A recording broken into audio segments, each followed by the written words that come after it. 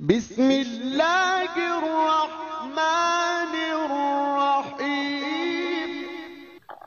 حضرت علی شیر خدا کرم اللہ وجہ کریم سے روایت ہے، رسول اللہ صلی اللہ علیہ وآلہ وسلم نے فرمایا، دعا مومن کا ہتھیار ہے، دین کا ستون ہے اور زمین اور آسمانوں کا نور ہے۔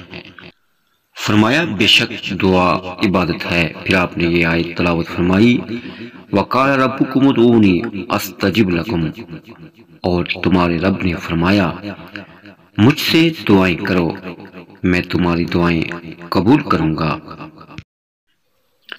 ام المومنین حضرت عائشہ صدیقہ رضی اللہ تعالیٰ عنہ فرماتی ہیں کہ میں نے طور طریق اور چال ڈھال میں فاطمہ رضی اللہ تعالیٰ عنہ سے بڑھ کر رسول اللہ صلی اللہ علیہ وآلہ وسلم کے مشابہ کسی کو نہیں دیکھا۔